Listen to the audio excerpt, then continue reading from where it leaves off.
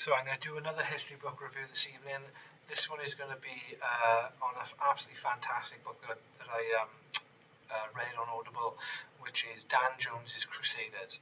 So this book I completed about 4 or 5 weeks ago.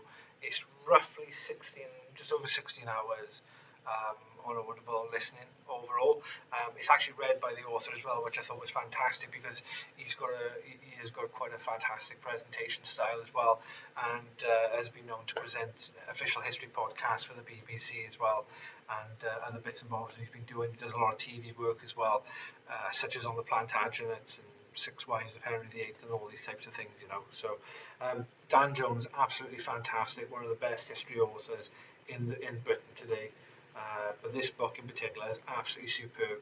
So this book, in a nutshell, he's done similar works before. So another book that I had, my brother bought me a few years ago, was called the Knights Templar. So this one was in regards to the Holy Order, the Knights Templar, and it was focused solely on the narrative of where they came from, how they were established, the sort of internal politicking of the Templar Order. I found it quite interesting as well, being exposed quite a lot of this sort of information. When you are sort of going through and looking at a little bit of Freemasonry as well, is that there's a lot of parallels between the incorporation of Templar sort of mythology and Freemasonic mythology as well. But another real good thing to have a look at is the series Nightfall with Mark Hamill. That's fantastic as well. So that's a brilliant book. I'd say definitely pick up that one. But this book in particular is more of a long beginning to end narrative of what we would consider the Crusading era. So you're talking the end of the 1090s all the way through to the early 1300s, when the Christian kingdoms had been established, they'd been rocked, they'd been defeated, they'd resurged again, and ultimately then petered out then when the lust for crusading and the sort of benefits being outweighed by the negatives and the expense started to pile up. But I would say that the whole narrative is absolutely fantastic, and nor does it just look at purely the Holy Land itself and the Middle East. It does touch on in several chapters.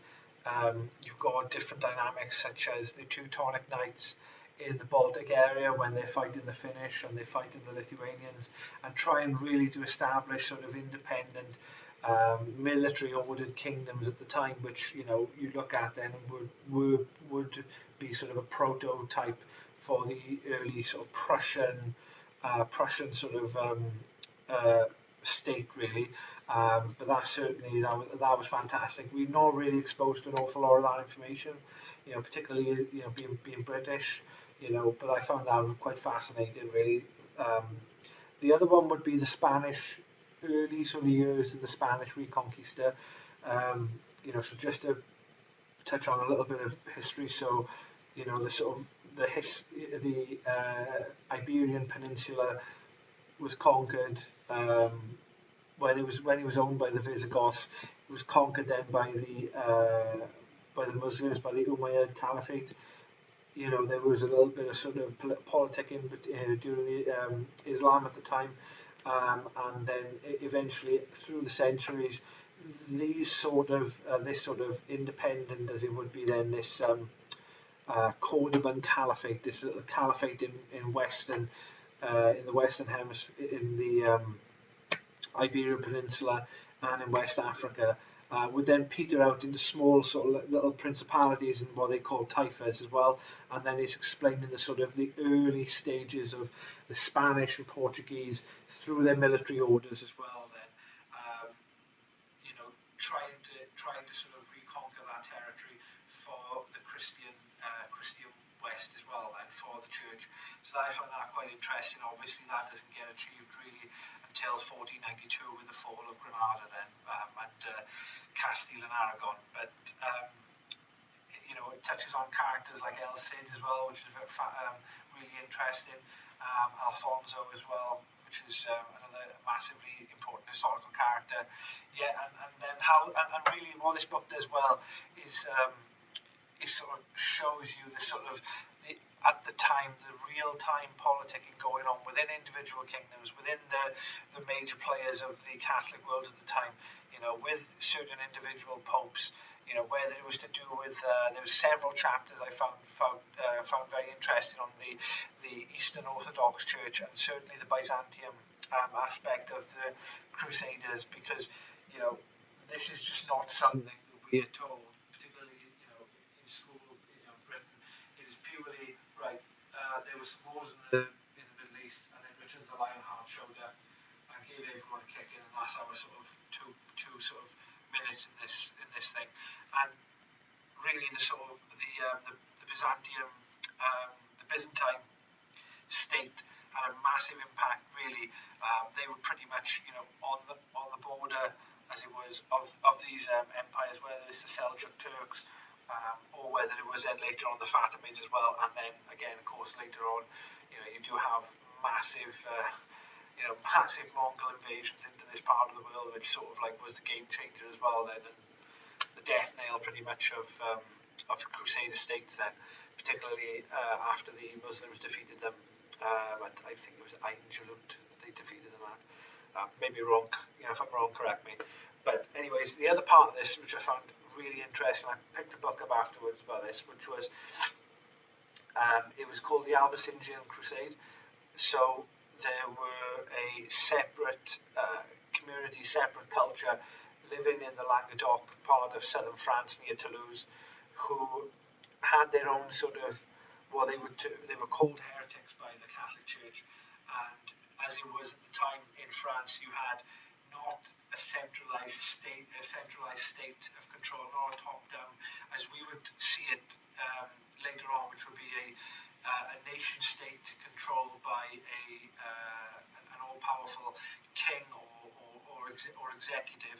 You did have sort of a lot of autonomy between princes, dukes and duchies and barons at that time, and there was a bit of a sort of competition. They were G'd up in order to destroy this sect, this heretical sect that they saw. So the book I picked up was by Lord Jonathan Sumpton, ex-QC. I know he's been outspoken recently, obviously, about the COVID situation, but his book on the Albicindian Crusade was absolutely fantastic, which I've just picked up now, so I'm just starting to read through that as well. It's pretty good so far, but the way Dan Jones puts it across, I found, never heard about that before, never understood what the Cathars were about whatsoever before, so very interesting to read that in this book as well. So, but what I found really interesting about this book is that those sort of the main players, as we always think of them, in the Crusades. I thought this book was going to be pretty much 40% dedicated to Richard the Lionheart and 30% to Saladin, and the rest of it would just be mentions here or there. In fairness to Dan Jones, he doesn't do that.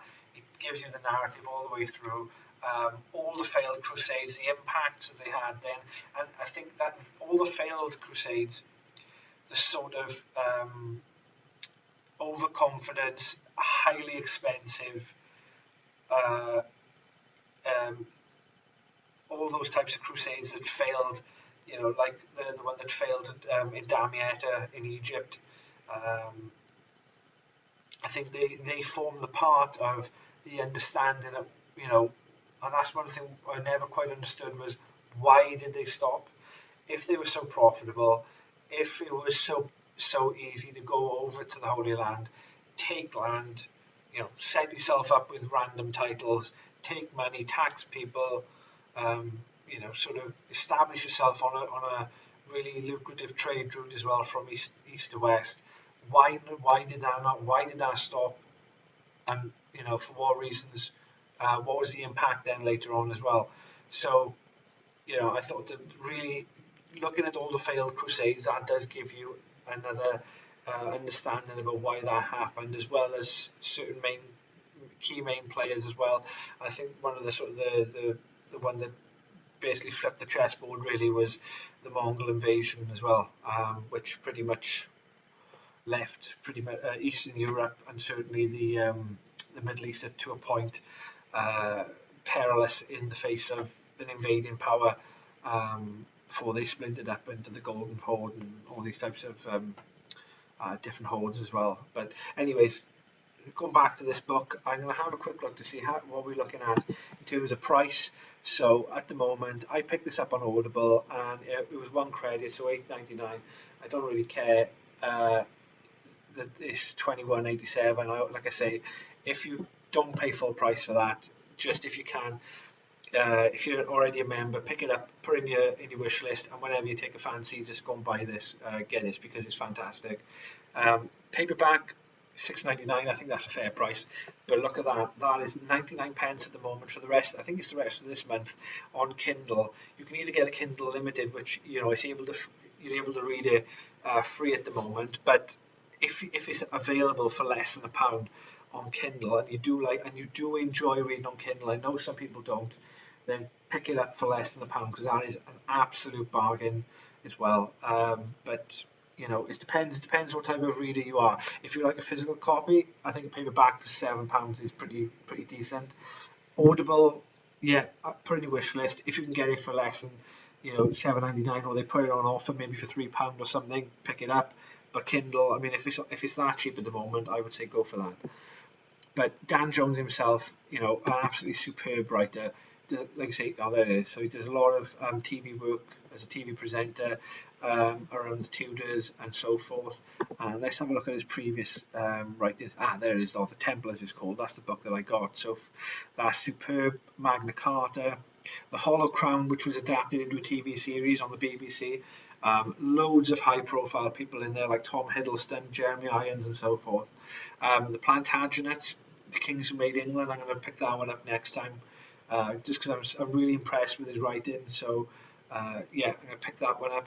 The Summer of Blood, which is in regards to the Peasants' Revolt, definitely. And, of course, then The Realm Divided, which is about a year in the life of Plantagenet England, which I think is about the Civil War, if I'm remembering myself. It's tough to know which Civil War it was. Maybe Stephen and Matilda, I don't know, but I haven't read that book yet. So yeah, pick any of these up because he's a superb author. Anyways, so yeah, I would recommend you pick anything up like this. In terms of Crusader books, anything by W.B. Bartlett would be a very good start as well to pick up. John Mann, who focuses a lot on what you would consider warlords, people like Tamerlane, Saladin, Genghis Khan, Kublai Khan, people like that. Anything by John Mann, pick that up as well. But in terms of crusading, make this your start. This is a fantastic book. I think as if I'm stealing it by taking it for just one credit on Audible. So overall, I'm going to give this, is probably one of my highest ratings I've given before. So 4.5 stars out of 5. Yeah, this is brilliant, and I would say definitely pick it up. If you can give me a comment in the comments box below, just to let me know whether you did actually buy this and you enjoy it or not. And also, if you can like the video, subscribe to the channel, because I've got a lot more videos coming soon, a lot more reviews as well. And if you can, share this video far and wide if possible, just so everyone can have the benefit of